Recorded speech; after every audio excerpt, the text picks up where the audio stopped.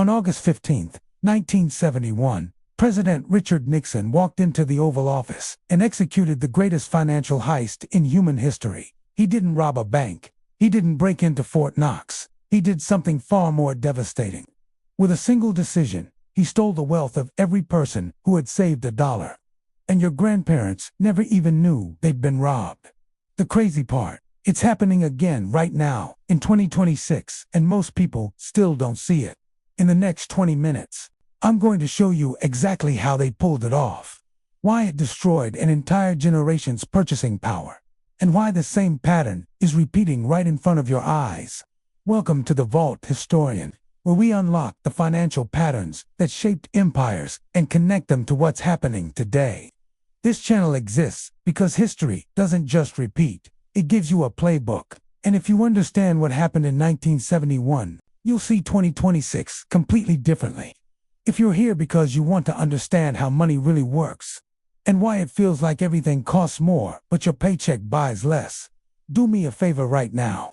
Hit that like button and subscribe, because we're about to go deep into the one moment that changed everything about your financial reality. Trust me, by the end of this video, you'll never look at a dollar bill the same way again. Let's go back to 1944. World War II is ending, and the most powerful nations on Earth meet in Bretton Woods, New Hampshire.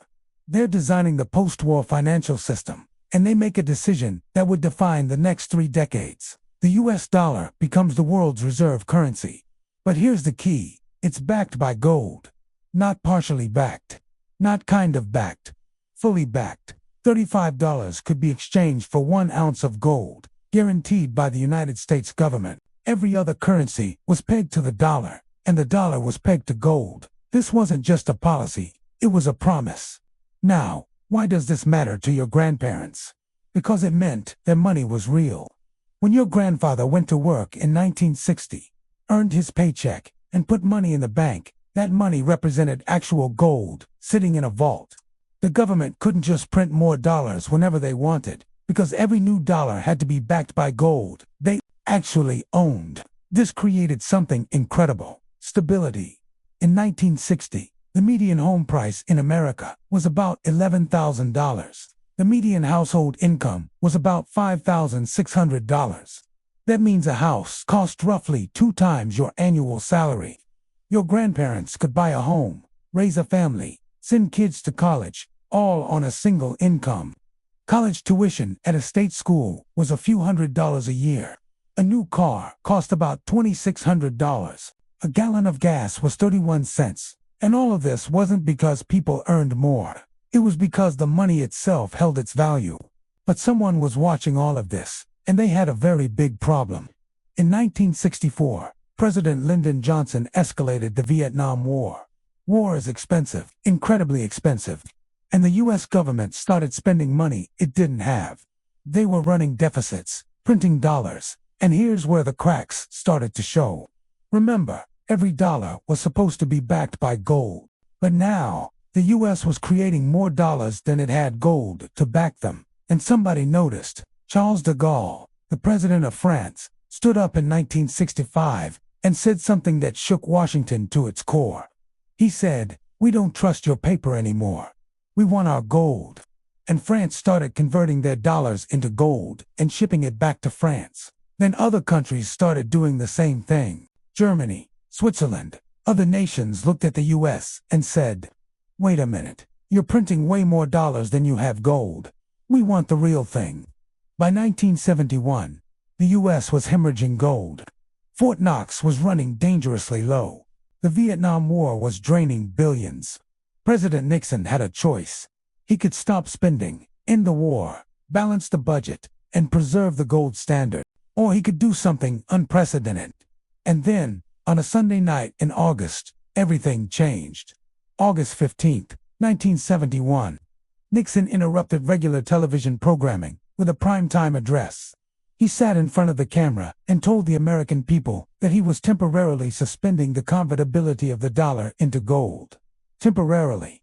That was the word he used. 55 years later, it still hasn't been reinstated. What Nixon did that night was close the gold window. From that moment on, Dollars could no longer be exchanged for gold. The Bretton Woods system was dead. And here's what most people didn't understand at the time, including your grandparents. This wasn't just a policy change. It was the moment money stopped being real. Before August 15th, when your grandmother had $100 in her savings account that represented real value, gold, something scarce, something that couldn't be created out of thin air. After August 15th, that same $100 was just paper. It was an IOU, backed by nothing except the government's promise that it had value. And here's the mechanism of the theft. Once the dollar was no longer tied to gold, the government could print as much money as it wanted. And every time they printed new dollars, they diluted the value of every existing dollar. Your grandparents didn't lose $100 from their account. The account balance stayed the same, but the purchasing power of that $100 got stolen, slowly, invisibly, year after year. This is called currency debasement, and it's the oldest trick in the book. The Roman Empire did it. They started shaving silver off their coins and mixing in cheap metals. Same coin, less value. Weimar Germany did it. They printed so much money that people needed wheelbarrows full of cash to buy bread. And now, the United States was doing it.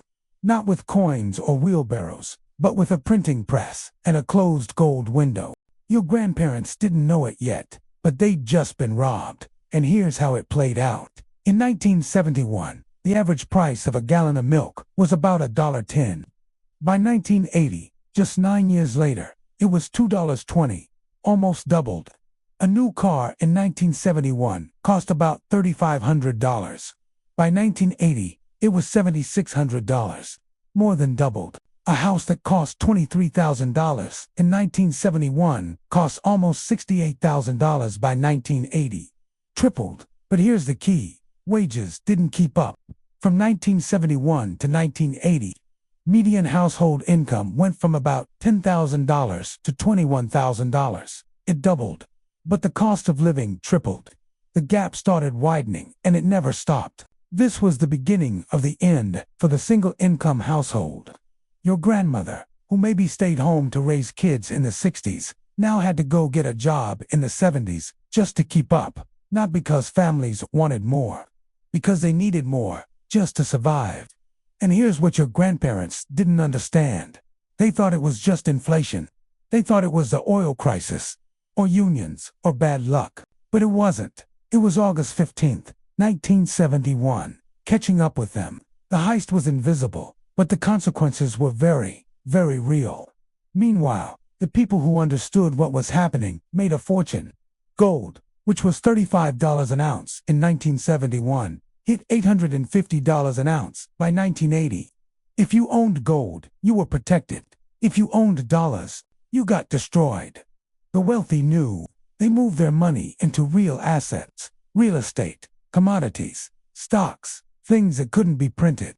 The middle class, your grandparents, stayed in cash. They trusted the system, and the system robbed them blind. And here's the terrifying part. It's happening again, right now, in 2026. Let me show you the pattern.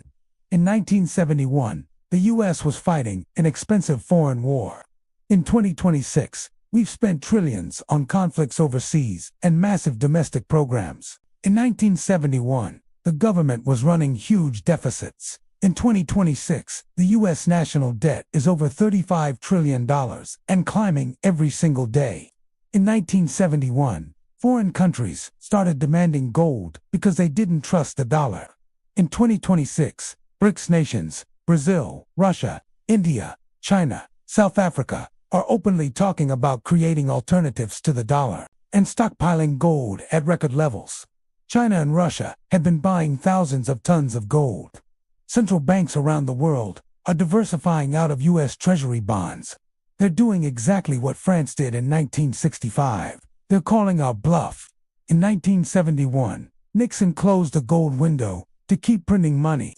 In 2026, the Federal Reserve has printed more money in the last 5 years than existed in the entire U.S. economy from 1776 to 2008. Let that sink in. More than 2 centuries of money creation, doubled in 5 years. The M2 money supply, that's the measure of all the dollars in circulation, went from 15 trillion in 2020 to 21 trillion by 2023.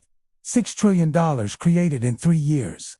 And just like in 1971, most people don't see the heist happening. They just see prices going up. They blame grocery stores.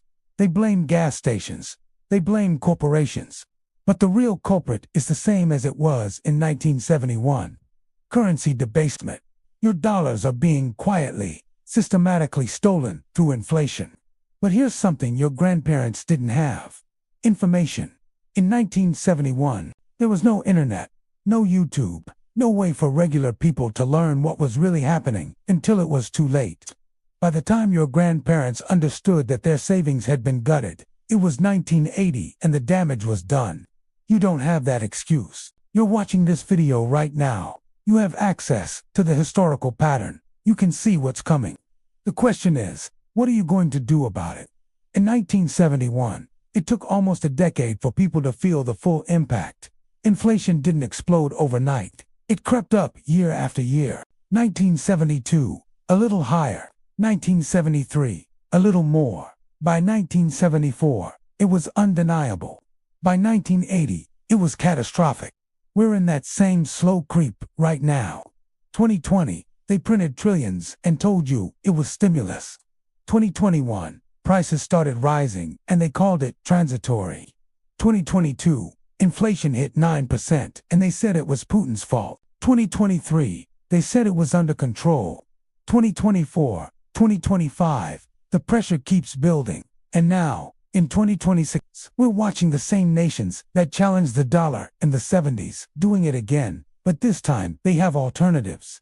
Digital currencies, gold-backed trade agreements, bilateral deals that bypass the dollar entirely. The difference between now and 1971 is speed. In 1971, information moved slowly. Markets moved slowly. It took years for the consequences to unfold. In 2026, information moves at the speed of light. When confidence breaks, it won't take a decade. It could take months. And just like in 1971, the people who see it coming will protect themselves. The people who don't will watch their purchasing power evaporate. So let me ask you this. Do you think this is just a coincidence?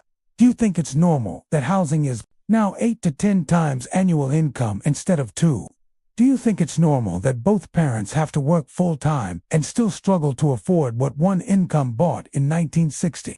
Do you think it's normal that college costs $50,000 a year instead of a few hundred?